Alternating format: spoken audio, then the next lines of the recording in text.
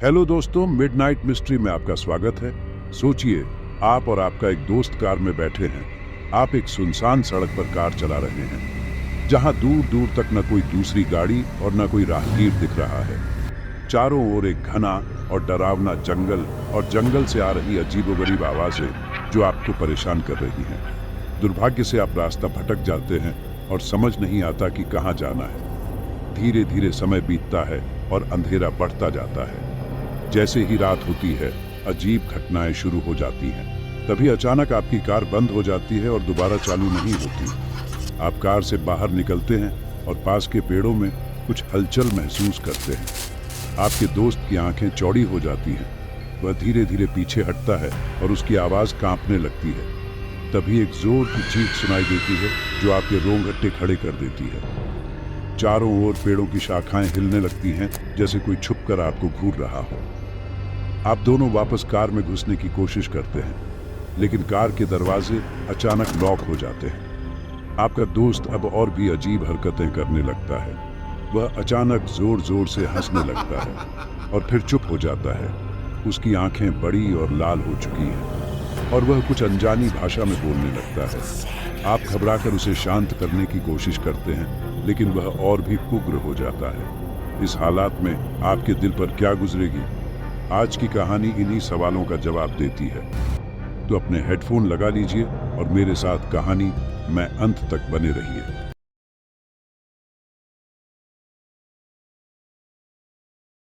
तो चलिए कहानी शुरू करते हैं। अगर मैं आपसे पूछूं कि भूत प्रेत होते हैं या नहीं, तो कई लोग कहेंगे हाँ, भूत प्रेत होते हैं। वहीं कुछ लोग कहेंगे नहीं, भूत प्रेत जैसी कोई चीज नहीं होती।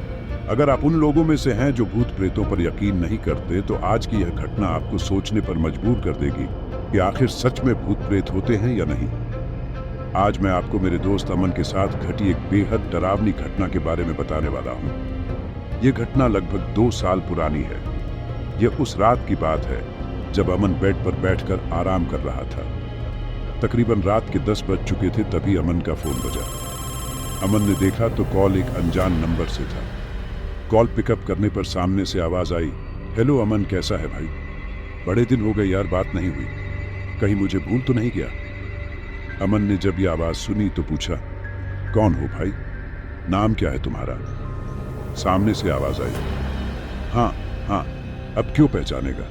अब तो बड़े आदमी बन गए हो, बहुत पैसे कमा रहे हो, कामयाब हो गए हो। अब पुराने गरीब दोस्तों को तो भूल ही जाओगे। जब अमन ने यह सुना तो उसने याद करने की कोशिश की कि आखिर यह कौन हो सकता है। तब उसे याद आया कि यह उसका पुराना दोस्त राहुल है, जिससे 3-4 साल से कोई बात नहीं हुई थी। अमन ने कहा, अरे भाई, राहुल बोल रहे हो क्या? सामने से आवाज आई, हाँ भाई, मैं राहुल ही बोल रहा हूं। बड़ी जल्दी पहचान लिया। मुझे तो लगा था कि जैसे ही मैं हेलो बोलूंगा तुम मुझे पहचान लोगे, लेकिन खैर कोई बात नहीं। बड़ा आदमी बनने के बाद लोग गरीब इंसान को भूल ही जाते हैं। ये बात सुनते ही अमन को काफी अजीब लगा और बोला, अरे भाई, तुम पता नहीं कहाँ चले गए थे। 4 साल हो गए, तुमसे कोई बातचीत नहीं हुई। मैंने कई बार तुम्हारा फोन ट्राई किया, लेकिन कभी भी तुम्हारा कॉल नहीं लगा। जब राहुल ने यह सुना तब उसने कहा, अरे भाई, उठाऊं कैसे? मेरा फोन तो कब का चोरी हो चुका है। उसके बाद मुझे नया फोन और नई सिम लेनी पड़ी, और भी कई सारी लाइफ में प्रॉब्लम थी। इसी चक्कर में मैंने किसी से कुछ कहा नहीं, बस अपनी लाइफ की प्रॉब्लम सॉल्व करने में लगा रहा। खैर, अभी मैं तुझे इमोशनल करने के लिए फोन नहीं कर रहा हूँ। एक बहुत ही अर्जेंट बात है जो मैं तुझे बताना चाहता हूँ। मेरी बात ध्यान से सुन। मेरी शादी है और तुझे आना है, समझा? किसी भी हालत में तुझे मेरी शादी में आना है। अमन ने कहा, क्या तूने शादी फिक्स कर दी? अरे वाह भाई, बहुत अच्छी बात है। और पूछा, शादी कहाँ पर है? गांव में कर रहा है या दिल्ली में? राहुल ने कहा, अरे भाई, दिल्ली वगैरह में नहीं कर रहा। जानता है ना, मेरा परिवार बहुत बड़ा है, इसलिए मुझे गांव में ही शादी करना सही लग रहा है। तुझे गांव आना पड़ेगा। मैं तुझे मैरिज लोकेशन भेज दूंगा, तो प्लीज टाइम से आ जाना। मैं तेरा बहुत इंतजार करूंगा, ठीक है? जब अमन ने यह सुना तो बोला, अरे भाई, तुम चिंता मत कर, मैं जरूर तुम्हारी शादी में आऊंगा और खूब नाचूंगा। ठीक है, चलो अब सुबह बात करते हैं, मुझे बहुत नींद आ रही है। इसके बाद अमन ने फोन रख दिया और लेटे लेटे सोचने लगा कि समय कितनी जल्दी बीत जाता है। जिन दोस्तों के साथ कभी हम उछल कूद करते थे और मौज मस्ती करते थे, उन्हीं दोस्तों की अब शादी हो रही है। हम कितने बड़े हो गए हैं। यही सब सोचते सोचते अमन सो गया। अगले दिन जब अमन अपने ऑफिस के लिए निकला और मेट्रो में पहुंचा, तब एक और चमत्कार हुआ। अमन ने देखा कि उसका एक और पुराना दोस्त, जो राहुल का भी दोस्त था, मेट्रो में सफर कर रहा था। अमन ने आवाज लगाई, अरे भाई इधर देखो। उसने अमन की तरफ देखा, फिर अमन और मेट्रो में मिला। उसका दोस्त एक दूसरे को देखते रह गए। उसने अमन की तरफ उंगली करके कहा, अरे अमन। अमन ने भी कहा, हाँ भाई, सुमित कैसा है, पहचान लिया मुझे? उसके बाद अमन और सुमित बहुत खुश हुए, क्योंकि वे काफी लंबे समय से नहीं मिले थे। फिर ढेर सारी बातें होने लगी। अमन ने कहा, अरे भाई तुझे पता है, राहुल की शादी हो रही है और उसने मुझे बुलाया है। सुमित ने कहा, क्या राहुल शादी कर रहा है? उसने मुझे बताया भी नहीं। शायद वह नहीं चाहता कि मैं उसकी शादी में जाऊं। अमन ने कहा, अरे भाई ऐसा हो ही नहीं सकता। वह बता रहा था कि उसका फोन चोरी हो गया था, इसलिए उसे नया फोन और नई सिम खरीदनी पड़ी। हो सकता है उसके पास तेरा नंबर ना हो, इसलिए वह तुझे कॉल नहीं कर पाया हो। मुझे पक्का यकीन है, अगर उसके पास तेरा नंबर होता तो वह तुझे भी जरूर बुलाता। अब क्या कहता है, तू भी चलेगा उसकी शादी में? बहुत मजा आएगा। सुमित और अमन बातें कर ही रहे थे, तभी अमन का फोन वाइब्रेट हुआ। अमन ने देखा कि राहुल का मैसेज था। उसने मुझे मैरिज हॉल की लोकेशन भेजी थी, जहां शादी होनी थी। अमन ने राहुल को टेक्स्ट किया, देख भाई मुझे कौन मिला। फिर अमन ने सुमित के साथ एक सेल्फी ली और उसे सेंड कर दी। जैसे ही राहुल ने देखा, वह हैरान रह गया और अमन को कॉल किया। कॉल करते ही राहुल ने कहा, अरे ये तो सुमित है ना? अरे यार, मैंने इसका नंबर बहुत खोजा, लेकिन मिला ही नहीं। सोशल मीडिया वगैरह सब जगह देख लिया, कहीं नहीं मिला। थैंक गॉड, मुझे तो ये किसी चमत्कार से कम नहीं लग रहा। अब तुम दोनों मेरी शादी में जरूर आना। जब सुमित ने यह सुना तो वह भी बहुत खुश हुआ और बोला, हाँ ठीक है, कोई बात नहीं, हम तेरी शादी में जरूर आएंगे। इसके बाद हम नॉर्मल बातें करते करते वीडियो कॉल को खत्म कर दिया और सुमित अपने ऑफिस के लिए निकल गया और अमन भी अपने ऑफिस के लिए निकल गया। धीरे धीरे दिन बीतने लगे और अमन की राहुल से रेगुलर बात हो रही थी। जैसे जैसे शादी का दिन नजदीक आ रहा था, अमन और सुमित की एक्साइटमेंट बहुत बढ़ रही थी। शादी में कुछ ही दिन बचे थे और सुमित का अमन के पास कॉल आया। सुमित ने अमन से कहा, और भाई क्या प्लान है, शादी में चलना है ना? अमन ने कहा, अरे नो डाउट, अपने यार की शादी है, पक्के में जाएंगे। अगर हम नहीं गए तो हमारी दोस्ती पर सवाल उठेगा। सुमित ने कहा, अरे वो तो जाएंगे ही, लेकिन मेरे पास एक आइडिया है, बोल, अगर तुझे एक्सेप्ट हो तो। जब अमन ने यह सुना तो बोला, आइडिया? कैसा आइडिया है भाई? सुमित ने कहा, भाई देख, हम राहुल के पक्के दोस्त हैं और राहुल के ऊपर इतनी सारी प्रॉब्लम्स आई, लेकिन उसने कभी हमसे इस बारे में डिस्कस नहीं किया, तो मैंने सोचा कि हम उसे थोड़ा मजा चखाएंगे। जब अमन ने यह सुना तो उसे काफी अजीब लगा। उसने कहा, सजा? अबे पागल है क्या, उसकी शादी है और तू उसे सजा देगा? ये तो बहुत अजीब बात हो जाएगी। सुमित ने कहा, अरे मेरी बात तो सुन। सबसे पहले हम ऐसा करते हैं कि हम उसे मना कर देते हैं। हम कोई ना कोई बहाना लगाकर राहुल से कह देते हैं कि हम उसकी शादी में नहीं आ पाएंगे, और जब वह बहुत उदास हो जाएगा तब हम उसे सरप्राइज देंगे उसकी शादी में पहुंचकर। वैसे भी तेरे पास लोकेशन तो आ ही गई है, तो हमें बस कार निकालकर पहुंच जाना है लोकेशन पर। मैंने कहा, हाँ आइडिया तो अच्छा है, मेरे पास लोकेशन आ गई है। गूगल मैप्स पर तकरीबन 6 घंटे का रास्ता है, यहाँ से उत्तराखंड तक, हो जाए। सुमित बोला, बढ़िया है, बढ़िया प्लान है, करते हैं, मजा आएगा। बहुत दिन हो गए मौज मस्ती भी नहीं की, इसी बहाने मौज मस्ती भी हो जाएगी। फिर क्या था, जैसे जैसे शादी का दिन करीब आया, अमन ने रात को राहुल को कॉल किया और बहुत ही इमोशनल आवाज में कहा, हेलो राहुल, हम तेरी शादी में नहीं आ पाएंगे। एक बुरी खबर है, सुमित का एक्सीडेंट हो गया है। उसका पैर पूरी तरह फ्रैक्चर हो गया है और वह कहीं आने जाने की हालत में नहीं है। उसने मुझसे कहा है कि मैं उसका ख्याल रखूं। तेरे खुशी के मौके पर तेरा तो बहुत सारा ख्याल रखने वाले हैं, लेकिन अब सुमित का कोई नहीं है, इसलिए मुझे उसका ख्याल रखना पड़ेगा। माफ कर देना भाई। जैसे ही राहुल ने यह सुना वह बहुत गुस्से में आ गया और झगड़े होने लगे। लेकिन हमें पता था कि भले ही राहुल गुस्सा हो, जब हम उसकी शादी में पहुंचकर उसे सरप्राइज देंगे तो उसका गुस्सा पूरी तरह खत्म हो जाएगा। फाइनली वो दिन आ गया जब राहुल की शादी थी। उस दिन सुमित ने अपनी कार निकाली और फैसला किया कि वह ड्राइव करेगा और अमन उसे मैप की लोकेशन बताता रहेगा और बारी बारी स्विच करते रहेंगे। दोनों ने मिलकर यही डिसाइड किया था। सबसे पहले सुमित ने कार ड्राइव की और हम दिल्ली से उत्तराखंड के लिए निकल पड़े। बीच में हम काफी मस्ती कर रहे थे और बहुत खुश थे। सोच रहे थे कि राहुल की शादी में हमें देखकर उसकी क्या प्रतिक्रिया होगी। मस्ती और मजाक करते करते हमें पता ही नहीं चला कि 6 घंटे का रास्ता कैसे बीत गया। जब अमन और सुमित उत्तराखंड में पहुंचे तो उन्हें पहाड़ी रास्ते देखकर थोड़ा घबराहट हुई, क्योंकि हर तरफ जंगल ही जंगल नजर आ रहे थे और रास्ते भी बहुत ही ऊबड़ खाबड़ थे। सुमित ने कहा, देख, हम आ गए हैं हमारे प्यारे दोस्त राहुल के गांव में, उत्तराखंड में। अब जरा मैप देख, लोकेशन डाल और चेक कर कि हमें कहां जाना है। अमन ने राहुल द्वारा भेजी गई लोकेशन चेक की और गूगल मैप्स से डायरेक्शन के अनुसार कार ड्राइव करने लगा। तभी एक सुनसान सड़क पर सुमित ने अमन से कहा, अरे यार, ड्राइव करते करते मेरी हालत खराब हो गई है यार। अमन, थोड़ा देख ले और थोड़ा ड्राइव कर ले।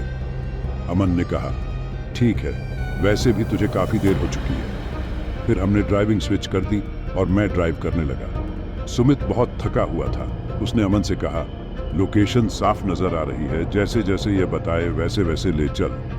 और वह आराम करने लगा। सुमित ने बहुत ड्राइव किया था क्योंकि अमन ने बीच में ज्यादा बार स्विच नहीं किया। उसकी थकावट की वजह से वह बार बार नींद की झपकियां ले रहा था। अमन ने सोचा कि चलो सोने दो, बेचारा बहुत थक गया है ड्राइव करते करते। अब वे एक सुनसान पहाड़ी रास्ते से गुजर रहे थे। तभी अचानक आसमान में बादल छा गए और बिजली चमकने लगी। मौसम बहुत खराब हो गया और बारिश शुरू हो गई। उनके पास ज्यादा समय नहीं था। वे बस यही सोच रहे थे कि कब मैरिज हॉल तक पहुंचेंगे। लगभग 45 मिनट का रास्ता बाकी था और अमन ड्राइव करते हुए जा रहा था, जबकि सुमित सोया हुआ था। खराब मौसम और पहाड़ी रास्ता उनकी चुनौती बन गए थे। बारिश धीरे धीरे हो रही थी और तभी अमन ने एक चीज नोटिस की। रास्ते पर एक बूढ़ी महिला लेटी हुई थी और उसकी हालत बहुत खराब लग रही थी। उसे देखकर अमन बहुत घबरा गया। ऐसा लगा जैसे किसी गाड़ी वाले ने उसे टक्कर मार दी हो और वह बेहोश पड़ी हो। अमन बहुत चिंतित था क्योंकि उसे लगता था कि अगर वह गाड़ी साइड में लगाकर चला गया तो किसी दूसरी गाड़ी से वह कुचली जा सकती है। अमन ने तुरंत गाड़ी साइड में लगाई और सुमित, जो बहुत गहरी नींद में था, वो कुछ भी समझ में नहीं आया। अमन तेजी से बाहर निकला और देखा कि महिला पूरी तरह बेहोश पड़ी है। उसने कहा, अम्मा, अम्मा, उठिए, यहाँ पर गाड़ी वाला आपको मार देगा। अम्मा, क्या आप ठीक हैं? सुनाई दे रहा है कि नहीं? अमन ने कई बार उसे जगाने की कोशिश की, लेकिन वह उठी नहीं। जब अमन की बार बार की कोशिशों के बावजूद वह होश में नहीं आई तो उसे समझ में आ गया कि उस बूढ़ी औरत को तुरंत हॉस्पिटल ले जाने की जरूरत है। अमन ने उस अम्मा को उठाने की पूरी कोशिश की, लेकिन अमन की सारी ताकत बेकार हो रही थी। अमन का वजन करीब 90 किलो है और अम्मा का वजन मुश्किल से 40 से 50 किलो होगा। फिर भी पूरी ताकत लगाने के बाद भी अमन उन्हें उठा नहीं सका। अमन को मजबूरी में सुमित की नींद तोड़नी पड़ी। अमन ने कहा, सुमित, सुमित, उठो, जल्दी उठो, इमरजेंसी है। ये अम्मा सड़क पर बेहोश पड़ी हैं और मैं अकेले उन्हें उठाने में नाकाम हूं। हमें इन्हें हॉस्पिटल ले जाना है, जल्दी आओ। सुमित ने धीरे धीरे आंखें खोली और मुझसे कहा, क्या कर रहा है वहां सड़क पर? जल्दी चल, इतनी रात हो गई है, हमें राहुल की शादी में भी पहुंचना है। अमन ने कहा, यार तू कैसी बातें कर रहा है? ये बुजुर्ग अम्मा यहाँ बेहोश पड़ी है और तुझे शादी की चिंता है। शादी तो हम जैसे तैसे पहुंच ही जाएंगे, लेकिन अम्मा को हॉस्पिटल पहुंचाना भी जरूरी है। उसके बाद सुमित कार से उतरा और अमन ने पास आया। उसने अमन के कंधे पर हाथ रखा और बोला, तेरा दिमाग खराब हो गया है क्या? आधा घंटा कार ड्राइव करने के बाद तुझे उल्टी सीधी चीजें नजर आ रही हैं। तू नशा करने लगा है क्या?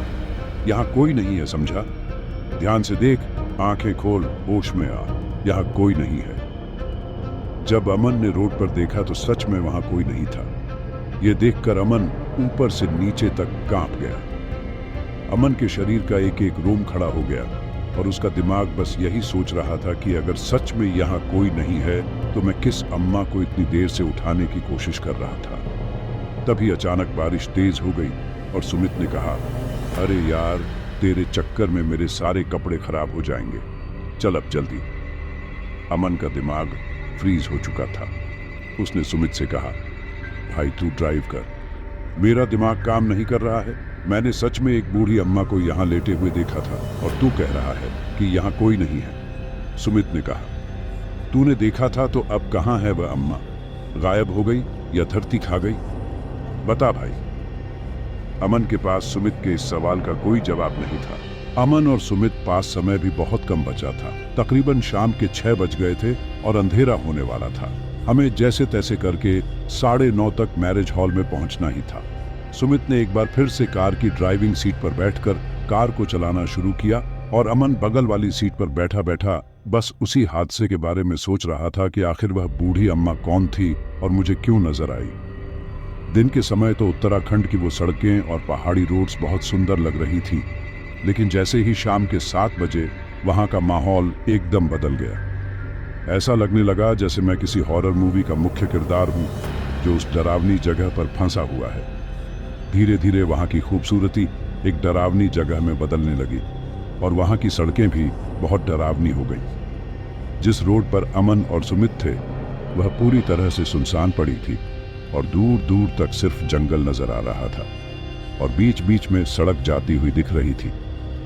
उस माहौल में कार को ड्राइव करना एक अलग ही चुनौती थी और अमन और सुमित पास समय वैसे ही बहुत कम था। उसके बाद जब आधे रास्ते में सुमित ने कहा, भाई अब मैं थोड़ा सा हल्का होकर आता हूं। जैसे ही उसने यह बात कही, अमन ने चारों तरफ नजर घुमाई। चारों तरफ सिर्फ जंगल था और सीधी रोड जा रही थी और मौसम भी खराब था। आसमान में बिजली लगातार चमक रही थी। अमन ने कहा, अरे भाई पागल हो गया है क्या? यहाँ पर करेगा? मुझे यहाँ ठीक नहीं लग रहा है। क्या पता कोई जंगली जानवर वगैरह हो। मैंने सुना है कि उत्तराखंड की ऐसी सड़कों पर बाघ वगैरह भी रहते हैं। कुछ भी हो सकता है। इससे अच्छा जब हम मैरिज हॉल में पहुंच जाएंगे तब वहां कर लेना। सुमित ने अमन से कहा, अरे यार, पता नहीं तूने उस सड़क पर क्या देख लिया है, तुझे बहुत डर लगने लगा है। पागल है क्या? मैं कौन सा 10 किलोमीटर दूर जा रहा हूं, यहीं पास के पेड़ पर करके आता हूं, चिंता मत कर। यह कहकर सुमित कार से निकला और एक पेड़ के पास जाकर हल्का होने लगा। अमन की नजर सुमित से हट नहीं रही थी क्योंकि उन अम्मा को देखने के बाद वह बहुत ज्यादा डरा हुआ था और उस डरावनी सड़क पर बिल्कुल भी अकेला नहीं रहना चाहता था। सुमित पेड़ के पास हल्का हो रहा था और अमन बस डर के मारे उसे देखता रहा, यह सोचते हुए कि कब हम वहां से निकलेंगे और मैरिज हॉल में पहुंचेंगे। और उसके बाद 2 मिनट बीत गए। अमन को लगा कि चलो अब मेरा दोस्त वापस आएगा। फिर 5 मिनट बीत गए और अमन ने कहा, अरे भाई, वहीं पर खड़े खड़े मूर्ति बन गया है क्या? जल्दी वापस आना, कार ड्राइव करके निकलना है यहाँ से। कब तक टाइम लगाएगा? जब अमन ने यह बात बोली तब सुमित ने कोई जवाब नहीं दिया और अमन हैरान हो गया कि आखिर यह कौन सा ऐसा काम कर रहा है जिसमें 10 मिनट से भी ज्यादा समय लग रहा है। अमन तुरंत कार से बाहर निकला। उसे डर लग रहा था पर धीरे धीरे चलते हुए पेड़ के पास गया और जैसे ही अमन ने सुमित के कंधे पर हाथ रखा, उसने अमन को चिल्लाते हुए दूर भगा दिया। सुमित ने मुझसे कहा, हाथ हटा, हाथ हटा, और वह अमन के ऊपर चिल्लाने लगा। अमन ने सुमित की आंखें देखी तो उसकी आंखों का सफेद हिस्सा पूरी तरह काला हो गया था और वह अचानक से अमन पर पागलों की तरह चिल्लाते हुए जंगल में कहीं भाग गया। अमन ये सब देखता रह गया। अमन को अपनी आंखों पर यकीन नहीं हो रहा था। आज तक अमन ने कभी ऐसा होते हुए नहीं देखा था। अमन उस डरावने रास्ते पर, जहां आसपास सिर्फ जंगल था, वहां पर खराब मौसम में कार के पास खड़ा था और अपने दोस्त को जंगल में भागते हुए देख रहा था। अमन का दिमाग कुछ भी एक्शन लेने के लिए प्रोसेस ही नहीं कर पा रहा था। जब अमन को सिचुएशन थोड़ी सी समझ आई तब वह भी चिल्लाता हुआ अपने दोस्त के पीछे पीछे भागा, क्योंकि अमन को समझ आ गया था कि उसके ऊपर कोई चीज हावी हो चुकी है। जब अमन अपने दोस्त का पीछा करते हुए 5 मिनट तक उस जंगल के अंदर घुसा तब अमन ने देखा कि उसका दोस्त सुमित एक बहुत ही घने पेड़ के नीचे बैठा हुआ था। सुमित अपना चेहरा दूसरी साइड किए हुए था और रो रहा था। यह सब देखकर अमन का दिमाग बस यही सोच रहा था कि आखिर यह सब क्या हो रहा है। कहीं मैं कोई डरावना सपना तो नहीं देख रहा जो अभी बस थोड़ी देर में टूट जाएगा। और अगर यह सपना है तो भगवान करे जल्दी से जल्दी टूटे, क्योंकि मेरी जो बर्दाश्त की हद थी वह पार होती जा रही थी। उसके बाद अमन ने अपने दोस्त सुमित से कहा, सुमित, तू ठीक तो है भाई? ये तू क्या कर रहा है यहाँ पर? हमें राहुल की शादी में जाना था ना, तू यहाँ क्या कर रहा है? चल भाई, वापस चल। उसके बाद जैसे ही अमन सुमित के पास पहुंचा, सुमित ने अमन को घूरना शुरू कर दिया और बोला, मैंने कहा था ना, भाग जा, यहां से भाग जा, वरना मार दूंगा जान से। भाग जा, भाग जा। सुमित की आवाज हमेशा बहुत ही स्वीट थी। अगर वह किसी से भी प्यार से बात करता तो किसी का भी दिल जीत सकता था, लेकिन उस रात, उस समय उसकी आवाज किसी राक्षस की तरह हो गई थी। ऐसा लग रहा था जैसे उसके शरीर में किसी और का वास हो गया। अमन को जिस चीज पर कभी यकीन नहीं करना था, अब उसी पर यकीन करना पड़ा। अमन समझ गया कि उसके दोस्त पर कोई बुरा साया हावी हो चुका है। उसके बाद अमन अपने दोस्त को बहुत समझाने की कोशिश करता है, सुमित को होश में लाने की कोशिश करता है, लेकिन सुमित ने कोई जवाब नहीं दिया। वह बस अमन को पागलों की तरह घूरता रहा। अमन को किसी की मदद की सख्त जरूरत थी, लेकिन उस डरावने जंगल में मैं किसकी मदद लेता? अमन बस वहां बेबस, मजबूर, असहाय अपने दोस्त को अजीब हरकतें करते हुए देख रहा था। कभी वह अपने कपड़े फाड़ देता तो कभी पेड़ को ही काटने लगता। ऐसी पागलों जैसी हरकतें करते हुए अमन ने अपने दोस्त सुमित को पहली बार देखा था। और उसके बाद अमन के दिमाग में ना जाने कहां से एक आइडिया आया। ऐसा लगा जैसे भगवान ने उसे आशीर्वाद दिया हो। अमन ने तुरंत अपना फोन निकाला और हनुमान चालीसा प्ले कर दिया, आवाज को फुल कर दी। हनुमान चालीसा प्ले करते ही सुमित, जो अभी तक पेड़ के नीचे बैठकर उल्टी सीधी हरकतें कर रहा था, उसने हनुमान चालीसा सुनते ही अमन पर पागल कुत्ते की तरह हमला करना शुरू कर दिया। अमन अपनी जान बचाने के लिए वहां से भागने लगा। हनुमान चालीसा बस अमन के फोन में प्ले हो रहा था और सुमित उस हनुमान चालीसा को बंद करने के लिए अमन के पीछे भाग रहा था। जैसे तैसे बड़ी मुश्किल से अमन उस जंगल से बाहर निकला और कार के अंदर बैठ गया, और सुमित भी पागलों की तरह अमन का पीछा कर रहा था। अमन समझ गया कि अगर वो सुमित के हाथ आ गया तो उसके अंदर मौजूद बुरी शक्ति अमन को जान से मार देगी। उसके बाद अमन को बस एक रास्ता नजर आया। उसने अपना फोन ब्लूटूथ की मदद से कार के स्पीकर से कनेक्ट कर दिया और हनुमान चालीसा को बंद कर दिया। हनुमान चालीसा बंद होते ही सुमित अमन को मारने के लिए आ ही रहा था, और जैसे ही सुमित कार के अंदर बैठा, अमन ने तुरंत कार के दरवाजे को बंद किया और चारों दरवाजों को लॉक करके कार के स्पीकर पर हनुमान चालीसा बजा दी। हनुमान चालीसा बजते ही सुमित कार से बाहर निकलने की कोशिश करने लगा, शीशों को मारने लगा और शीशा तोड़कर बाहर निकलने की कोशिश करने लगा। लेकिन हनुमान चालीसा सुनते सुनते बस वो चिल्लाता ही रह गया और आखिर में सुमित बेहोश हो गया। जैसे ही वह बेहोश हुआ, अमन ने उसे पीछे वाली सीट पर लेटा दिया और हनुमान चालीसा को नॉन स्टॉप प्ले होने दिया। जब तक अमन उस जंगल से बाहर नहीं निकल गया, तब तक हनुमान चालीसा कार में बजती रही। जब अमन मैरिज हॉल की लोकेशन पर पहुंचा, तब जाकर उसने चैन की सांस ली। अमन के पहुंचते ही उसका दोस्त राहुल उसे देखकर बहुत ही ज्यादा खुश हुआ, लेकिन अमन के पास खुश होने का कोई रीजन नहीं था। पहली बात तो अमन बहुत ज्यादा डर गया था, और दूसरी बात वह इस बात से घबराया हुआ था कि कहीं सुमित को कुछ हो ना जाए। इसके बाद राहुल ने अपने बड़े बुजुर्गों को बुलाया और उन्होंने कुछ प्रक्रिया वगैरह की। उन्होंने अमन से पूछा, तुम्हें कोई रास्ते में बूढ़ी औरत दिखी थी? जब अमन ने यह बात सुनी तो उसने कहा, हाँ, मुझे रास्ते में एक बूढ़ी औरत दिखी थी जो रोड पर एकदम अधमरी हालत में बैठी हुई थी।